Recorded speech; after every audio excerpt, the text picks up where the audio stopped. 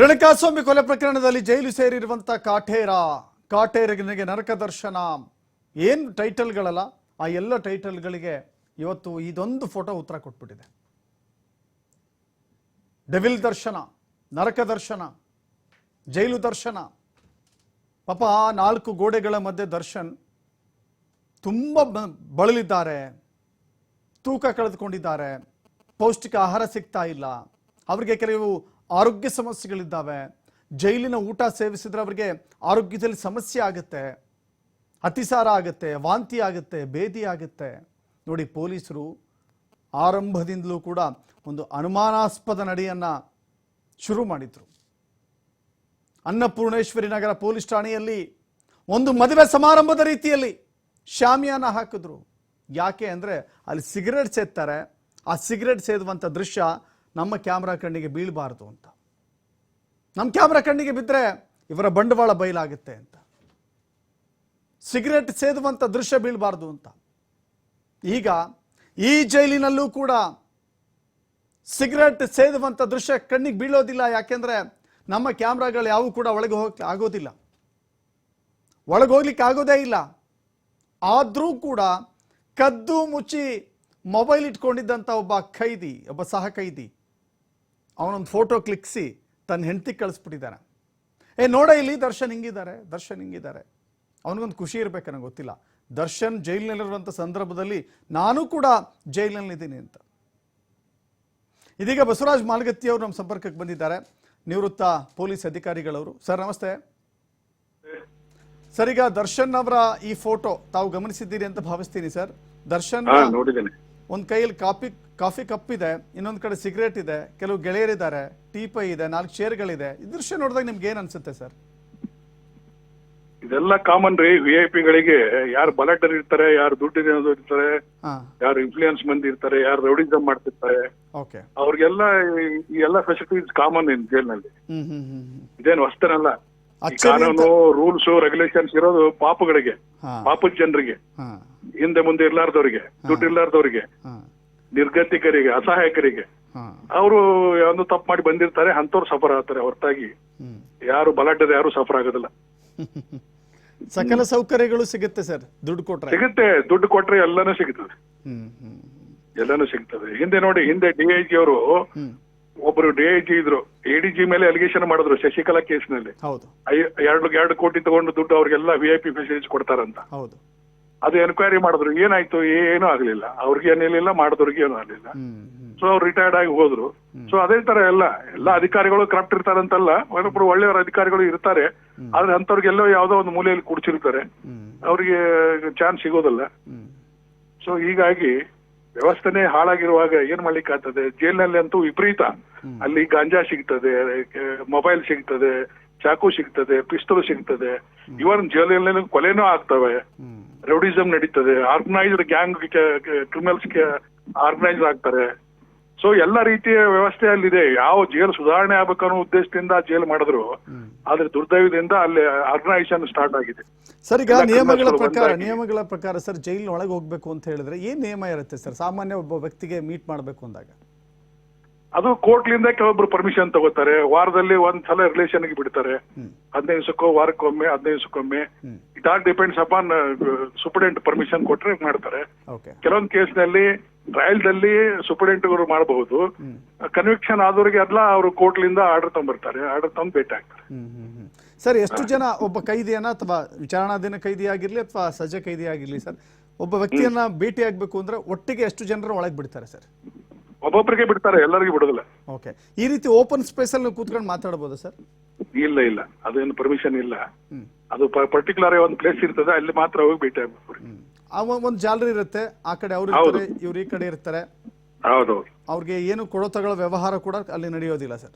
ಹೌದೌದು. ಎಲ್ಲ in presence of jail ಸಿಬ್ಬಂದಿ ಪ್ರೆಸೆನ್ಸ್ ನಲ್ಲಿನೇ ಎಲ್ಲ ಮಾತಾಡ್ಬೇಕು. ಒಂದು ಸಣ್ಣ ಪೀಸ್ ಆಫ್ ಪೇಪರ್ ಕೂಡ ಒಳಗೆ ಕೊಡಕ್ ಆಗಲ್ಲ ಅಲ್ವಾ ಸರ್? ಎಲ್ಲ ನಡೀತಾವ್ರಿ. ಏನ್ ಸಿಗೋದಿಲ್ಲ ಜೈಲಿನಲ್ಲಿ. ನಾವು ಸಾಮಾನ್ಯ ಜನರಿಗೆ ಏನಿಲ್ಲ.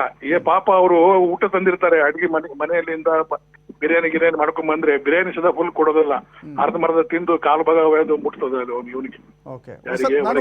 ಒಂದು ಕೇಳ್ಪಟ್ಟೆ ಸರ್, ಒಂದು ಊಟ ತೆಗೆದುಕೊಂಡು ಒಳಗೆ ಹೋಗ್ಬೇಕು ಅಂದ್ರೆ ಒಬ್ಬ ಸಾಮಾನ್ಯ ಕೈದಿಗೆ ಮನೆ ಊಟ ಕೊಡೋಕೆನೆ ಒಂದು 200-300 ರೂಪಾಯಿ ಖರ್ಚಾಗುತ್ತೆ, ಅಷ್ಟು ಲಂಚ ಕೊಡ್ಬೇಕು. ಖಂಡಿತ ಖಂಡಿತ ಖಂಡಿತ ಸುಳ್ಳೇನಲ್ಲ. ಇಲ್ಲಿ ದರ್ಶನ್ಗೆ ಮನೆ ಊಟ ಅನ್ನೋದಕ್ಕಿಂತ ಹೆಚ್ಚಾಗಿ ಎಲ್ಲ ಸೌಕರ್ಯನೂ ಸಿಕ್ಕಂಗೆ ಕಾಣಿಸ್ತಾ ಇದೆ ಸರ್. ನಾನು ಈ ಫ್ರೇಮಲ್ಲಿ ನೋಡ್ತಾ ಇದ್ದೀವಲ್ಲ ಸರ್, ಇದಕ್ಕೂ ಹೆಚ್ಚಿನ ಸೌಕರ್ಯಗಳು ಸಿಗುತ್ತೆ ಅಂತ ಹೇಳಿ ಅನುಮಾನ ಬರೋದಿಲ್ವಾ ಸರ್ ಇವರಿಗೆ ಈ ಪ್ರಕರಣದಲ್ಲಿ? ಇಲ್ಲ, ಏನ್ ಸಿಕ್ರು ಅವರು ಕಾದಂತ ಲಕ್ಸುರಿಯಸ್ ಲೈಫ್ ನಲ್ಲಿ ಅಲ್ಲಿ ಮೇಂಟೈನ್ ಮಾಡ್ಲಿಕ್ಕೆ ಆಗಲ್ಲ ಅಲ್ವಾ? ಹೌದು. ಅವ್ರು ಯಾವ ಸ್ಥಿತಿಯಲ್ಲಿ ಇದ್ರು, ಇಲ್ಲಿ ಏನೇ ಇದ್ರು ಜೈಲೇ ಸರ್. ಆದ್ರೂ ಕೂಡ ಈ ಸಾಮಾನ್ಯ ಕೈದಿಗೊಂದು ಇವ್ರಿಗೊಂದು ಅಂತ ಹೇಳಿದ್ರೆ ಕಾನೂನಿನ ಮುಂದೆ ನಾವೆಲ್ಲ ಸಮಾನ ಅಂತ ಬರೀ ಭಾಷಣಕ್ಕಷ್ಟೇ ಸೀಮಿತಗೊಳಿಸಬೇಕಾಗತ್ತೆ.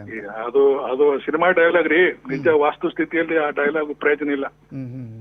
ಕತೆ ಹೇಳಲಿಕ್ಕೆ ಕಾದಂಬರಿಯಲ್ಲಿ, ನಾಟಕದಲ್ಲಿ, ಸಿನಿಮಾದಲ್ಲಿ ಅದು ಉಪಯೋಗ. ವಾಸ್ತವ ಜೀವನ ಬೇರೆ, ಡೈಲಾಗ್ ಬೇರೆ. ಈ ದುಡ್ಡು ಕೊಟ್ರೆ ಏನೆಲ್ಲ ನಡೀತದೆ. Correct sir. ಈಗ ದರ್ಶನ್ ವಿಚಾರದಲ್ಲಿ ಸರ್ ಆರಂಭದಲ್ಲಿ ನಾವು ಬಹಳ ಗಮನ ಸೆಳೆದಿದ್ದು ಅಂದ್ರೆ ಅನ್ನಪೂರ್ಣೇಶ್ವರಿ ನಗರ ಪೊಲೀಸ್ ಠಾಣೆಗೆ ಶಾಮಿಯಾನ ಹಾಕಿದ್ರು.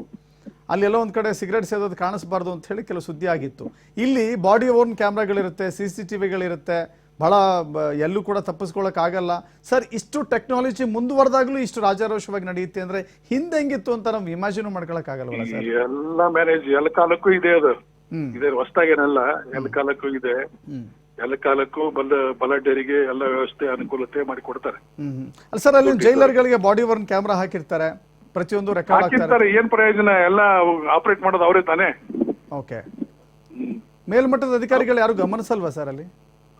ಇಂಟ್ರೆಸ್ಟ್ ತಗೋಬೇಕು. ಎಲ್ಲಾ ಅಧಿಕಾರಿಗಳು ಕರೆಕ್ಟ್ ಅಂತ ಹೇಳೋದಿಲ್ಲ ನಾನು. ಒಳ್ಳೆಯವರು ಇದ್ದಾರೆ, ಆನೆಸ್ಟ್ ಆಗಿ ಕೆಲಸ ಮಾಡೋರು ಇದ್ದಾರೆ. ಆದ್ರೆ ಅವ್ರಿಗೆಲ್ಲ ಮೂಲೆಯಲ್ಲಿ ಕೂರಿಸಿರ್ತಾರೆ. ಅವ್ರಿಗೆ ಟೈಮ್ ಇರೋದಿಲ್ಲ, ವಿಸಿಟ್ ಮಾಡೋದಿಲ್ಲ ಸರಿಯಾಗಿ. ಮೇಲಿನ ಮೇಲೆ ವಿಸಿಟ್ ಮಾಡಿ ಅಲ್ಲಿ ಸೂಪರ್ವಿಷನ್ ಮಾಡಿದ್ರೆ, ಅಲ್ಲಿ ಇನ್ಫಾರ್ಮೆಂಟ್ ಇಟ್ರೆ ಎಲ್ಲ ಕತೆ ಗೊತ್ತಾಗ್ತದೆ. ಅದೇನು ಹೊಸದೇನಲ್ಲ. ಸೊ CCTVಗಳು ಇರ್ಲಿ, ಬಾಡಿ ಓರ್ನ್ ಕ್ಯಾಮ್ರಾ ಇರ್ಲಿ, ಎಲ್ಲವೂ ಅವರೆಲ್ಲ ಮ್ಯಾನೇಜ್ ಮಾಡ್ತಾರೆ, ಅವರವರೇ ನೋಡ್ಕೊಂಡು ಅವರವರೇ ಮುಚ್ಚಾಕ್ತಾರೆ. ಹೌದೌದು. ಓಕೆ. ಇದಕ್ಕೆ ಕಡಿವಾಣ ಹಾಕ್ಲಿಕ್ಕೆ ಏನು ಸರ್? ಕೊನೆಗೆ ಏನ್ ಮಾಡ್ಬೋದು ಸರ್ ನಿಮ್ ಪ್ರಕಾರ? ತಮಗೂ ಅನುಭವ ಏನ್ ಮಾಡೋದು ಅಂದ್ರೆ ಸೀನಿಯರ್ ಆಫೀಸರ್ಸ್ ಆಕ್ಷನ್ ತಗೋಬಹುದು. ಅವ್ರು ಆನೆಸ್ಟ್ ಆಗಿ ಸೂಪರ್ವಿಷನ್ ಮಾಡಿ, ವೀಕ್ಲಿ ಒಂದು ವಿಸಿಟ್ ಮಾಡಿ, ವೀಕ್ಲಿ ಮೀಟಿಂಗ್ ತಗೊಂಡು ಎಲ್ಲರನ್ನು ಟೈಟ್ ಮಾಡಿ, ಒಂದ್ 4 ಮಂದಿ ಸಸ್ಪೆಂಡ್ ಮಾಡಿ. ಅಲ್ಲಿ ಏನಾಗಿದೆ, ಇಲ್ಲಿ ಪರಪ್ಪನಗರ ನೋಡಿ, ಅದಕ್ಕೆ ಜೈಲ್ ಕೆಪಾಸಿಟಿ ಇರೋದು 4,500. 8,000 ಜನ ಕೈದಿಗಳಿದ್ದಾರೆ ಒಳಗಡೆ. ಆ ಸಿಬ್ಬಂದಿನೂ ಕಡಿಮೆ ಇದೆ. ಸಿಬ್ಬಂದಿ ಮೊದಲೇ ಶಾರ್ಟೇಜು. ಕೆಲವೊಬ್ರು ಸಿಬ್ಬಂದಿ ಸಿಗಲಾರ್ದಕ್ಕೆ ಅಲ್ಲಿ ಲೈಫ್ಗೆ ಇಂಪ್ರೂವ್ಮೆಂಟ್ ಆದಂತ ಕೈದಿಗಳನ್ನೇ ಕರ್ಕೊಂಡು ಸೂಪರ್ವಿಷನ್ ಮಾಡಿಸ್ತಾರೆ ಅವ್ರ ಕಡೆಯಿಂದ. ಸೊ ಈ ತರ ಪೂರಾ ಅವ್ರನ್ನ ಬ್ಲೇಮ್ ಮಾಡುವಂತಿಲ್ಲ, ವ್ಯವಸ್ಥೆನೂ ಹಾಗೆ ಆ ತರ ಆಗಿಬಿಟ್ಟಿದೆ. ಏನು ಮಾಡ್ಲಿಕ್ಕೆ ಬರೋದಿಲ್ಲ ಸರ್. ಈಗ ಜೈಲ್ ವಿಚಾರದಲ್ಲಿ ಅನೇಕ ರೀತಿ ಪ್ರಕರಣ ಯಾವಾಗ ಬರುತ್ತೋ ಆಗೆಲ್ಲ ಸೌಂಡ್ ಆಗುತ್ತೆ. ಕೆಲ ಅಧಿಕಾರಿಗಳು, ಸಣ್ಣ ಪುಟ್ಟ ಅಧಿಕಾರಿಗಳು ಸಸ್ಪೆಂಡ್ ಆಗ್ತಾರೆ. ಮತ್ತೆ ಆಸ್ ಇಟ್ ಈಸ್ ಅಷ್ಟೇ. ಅದು ಯಾವಾಗ ಯಾವ ಕಾಲಕ್ಕೂ ಇದೆ. ಎಲ್ಲಾ ಕಾಲಕ್ಕೂ ಅದೇ ಆಗೋದೆ, ಮುಂದನೂ ಅದೇ ಆಗೋದೆ, ಹಿಂದಿನೂ ಅದೇ ಆಗಿದ್ದಾವೆ. ಏನೂ ಮಾಡ್ಲಿಕ್ಕಾಗಲ್ಲ. ಸೊ ಜೈಲಿನಲ್ಲಿದ್ದಂತ ಕೈದಿಗಳು ಬದಲಾಗಲ್ಲ, ಅಲ್ಲಿನ ಅಧಿಕಾರಿಗಳು ಬದಲಾಗಲ್ಲ ಸರ್. ಹಾಗಾದ್ರೆ ವ್ಯವಸ್ಥೆನೂ ಬದಲಾಗಲ್ಲ. ಅಲ್ಲ ಜೈಲರ್ ಅವರೇ ಇರ್ತಾರೆ. ಅವ್ರು ಬಾಳ ಇಲ್ಲಿಂದ ಮಂಗಳೂರು ಹಾಕ್ತಾರೆ, ಮಂಗಳೂರಿನಿಂದ ಗುಲ್ಬರ್ಗ, ಮತ್ತೆ ಹೊಳ್ಳಿ ಬೆಂಗಳೂರು. ಸೊ ಅದು ಎಲ್ಲಿ ಹೋಗ್ಬೇಕು ಅವರು? ಎಲ್ಲಿ ಇಡೀ ಸ್ಟೇಟ್ ನಾಗಲೇ ಒಂದು ಜಿಲ್ಲಾ ಜೈಲುಗಳು ಎಷ್ಟು 32 ಇದಾವೆ. ಅಷ್ಟರಲ್ಲೇ ಟ್ರಾನ್ಸ್ಫರ್ ಆಗ್ಬೇಕಲ್ಲ. ಸೊ ಕಾರಾಗೃಹ ವಾಸ ಬಹಳ ಕಷ್ಟ ಏನಲ್ಲ ಸರ್? ಈಗ ಕಷ್ಟ ಅಂತಲ್ಲ, ಅದು ಏನಾಗಿದೆ, ಅನುಕೂಲತೆಗಳು ಜಾಸ್ತಿ ಆಗಿದಾವೆ ಇತ್ತಿತ್ತಲಾಗಿ. ಮುಂಚೆ ಕಾರಾಗೃಹ ಅಂದ್ರೆ ಸೊಳ್ಳೆ ಪಳ್ಳೆ, ಅಲ್ಲೇ ಲೆವಟ್ರಿ, ಅಲ್ಲೇ ಬಾತ್ರೂಮು, ಅಲ್ಲೇ ಎಲ್ಲ ಮಾಡೋದು, ಕತ್ತಲು ಕೋಣೆ, ಭಯಂಕರ ಸೊಳ್ಳೆಗಳು, ಅಲ್ಲಿ 10 ನಿಮಿಷ ಇರ್ಲಿಕ್ಕೆ ಆಗ್ತಿರ್ಲಿಲ್ಲ. ಸಾಕಪ್ಪ, ಯಾರಿಗೆ ಬೇಕಾಗಿತ್ತು ಈ ಜೀವನ ಅಂತ ಪರಿಸ್ಥಿತಿ ಇತ್ತು. ಆ ನಂತರ 72ರಲ್ಲಿ ಧರ್ಮವೀರ್ ಕಮಿಷನ್ ಬಂತು. ಧರ್ಮವೀರ್ ಕಮಿಷನ್ ಬಂದು ಎಲ್ಲ ಜೈಲು ಸುಧಾರಣೆ ಆಗ್ಬೇಕು.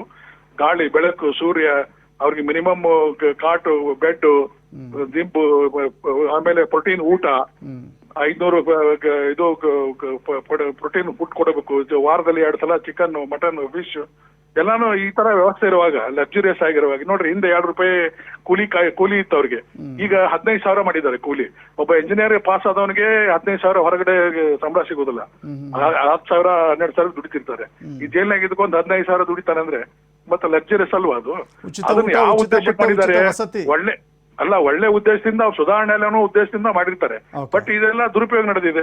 ಅಲ್ಲೇ ಆರ್ಗನೈಸ್ ಮಾಡ್ಕೋತಾರ, ಅಲ್ಲಿಂದ ಫಾಸಿಸಂ ಶುರು ಮಾಡ್ತಾರ, ಅಲ್ಲೇ ಡಾನ್ ತನ್ನ ಕಾರ್ಯಚಟುವಟಿಕೆ ಮಾಡ್ಕೋತಾನೆ, ಅವ್ನ ಮೊಬೈಲ್ ಸಿಗ್ತದೆ, ಎಲ್ಲ ಸಿಗ್ತದೆ, ಎಲ್ಲ ಕ್ರೈಮ್ಸ್ ಎಲ್ಲ ಅಲ್ಲೇ ಆರ್ಗನೈಸ್ ಆಗ್ತಾರೆ. ಸರ್ ಜೈಲಿನಲ್ಲಿದ್ದ ಕೆಲವರು ರೀಲ್ಸ್ ಮಾಡೋ ಚಟಗಳನ್ನ ಅಂಟಿಸ್ಕೊಂಡಿದ್ದಾರೆ. ಎಲ್ಲಾನು ಮಾಡ್ತಾರೆ, ವಿಡಿಯೋ ಕಾಲ್ ಮಾಡ್ತಾರೆ, ರೀಲ್ಸ್ ಮಾಡ್ತಾರೆ, ಎಲ್ಲಾನು ಮಾಡ್ತಾರೆ.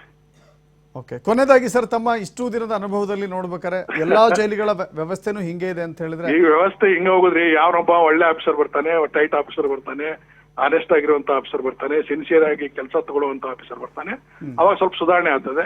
ಈಗ ನೋಡಿ ಕಿರಣ್ ಬೇದಿ ಅವರು ಇದ್ದಾಗ ತಿಹಾರಿ ಜೈಲ್ ಹ್ಯಾಂಗ್ ಸುಧಾರಣೆ ಆಯ್ತು, ಆ ತರ ಅಂತ ಅಧಿಕಾರಿಗಳು ಬೇಕು. ಅಂತ ಅಧಿಕಾರಿಗಳು ಬೇರೆ ರೇರ್, ಇದ್ದವ್ರಿಗೆ ಆ ಚಾನ್ಸ್ ಸಿಗುದಿಲ್ಲ. ಕೆಲವೊಬ್ರು ಹಂಗೆ ಅಡ್ಜಸ್ಟ್ ಆಗೋರು ಇರ್ತಾರೆ, ಕೆಲವೊಬ್ರು ಹಿಂಗೆ ಇದೆ. ಈ ತರ ವ್ಯವಸ್ಥೆ ಹಾಗೆ ನಡೆದಿದೆ. ಸರ್, ಲಾಸ್ಟ್ ಪ್ರಶ್ನೆ. ದರ್ಶನ್ ಇರುವಂತದ್ದೇನೋ VIP ಬ್ಯಾರಕ್ ಅಂತೆ, ತುಂಬಾ ದೂರ ಇದೆ ಅಂತೆ, ಸಾಮಾನ್ಯ ಕೈದಿಗಳಿಗೂ ಇವ್ರಿಗೂ ತುಂಬಾ ದೂರ ಇದೆ ಅಂತೆ. ಅಲ್ಲಿ ನಡೆಯುವಂತ ಚಟುವಟಿಕೆಗಳು ಯಾರಿಗೂ ಕೂಡ ಅರ್ಥ ಆಗಲ್ಲ, ಗೊತ್ತಾಗಲ್ಲ ಅಂತ ಹೇಳಿ. ಆ ಕಾರಣಕ್ಕಾಗಿ VIP ಅನ್ನೋ ಕಾನ್ಸೆಪ್ಟ್ ಯಾಕೆ ಅಂತ ಸರ್ ಅಲ್ಲಿ? ಇಲ್ಲ, ಬೇರೆ ಕೈದಿಗಳಿಂದ ಅವ್ರಿಗೆ ತೊಂದರೆ ಆಗಬಾರ್ದು, ಅವ್ರಿಗೆ ಅನಾನುಕೂಲತೆ ಆಗಬಾರ್ದು, ಆಮೇಲೆ ಅವ್ರಿಗೆ ಯಾವುದೇ ರೀತಿ ಜೀವಕ್ಕೆ ಅಪಾಯ ಆಗಬಾರೋ ಉದ್ದೇಶದಿಂದ ಹೊರಗಡೆ VIP ಸೆಲ್ ಸಪರೇಟ್ ಮಾಡಿರ್ತಾರೆ. ವ್ಯವಸ್ಥೆಗಳೆಲ್ಲ ಸೇಮ್ ಇರುತ್ತೆ, ಸೇಮ್ ಇರ್ತದೆ ವ್ಯವಸ್ಥೆ. ಅದರಲ್ಲಿ ಅದೇ ಫುಡ್ ಅದೇ ಇದು ಎಲ್ಲಾನು ಅದೇನೆ ಕೊಡ್ತಿರ್ತಾರೆ. ಕೆಲವೊಬ್ರು ಕೋರ್ಟ್ಲಿಂದ ಆರ್ಡರ್ ಮಾಡ್ಕೊಂಡು ಫುಡ್ ಆರ್ಡರ್ ಮಾಡ್ಕೋತಾರೆ, ಕೆಲವೊಬ್ರು ಮನೆಯಿಂದ ತರುವಂತ ವ್ಯವಸ್ಥೆ ಮಾಡ್ಕೊಳ್ತಾರೆ, ಕೆಲವೊಬ್ರು ಜೈಲಿನಿಂದ ತಿಂತಾರೆ ಅಷ್ಟೇ.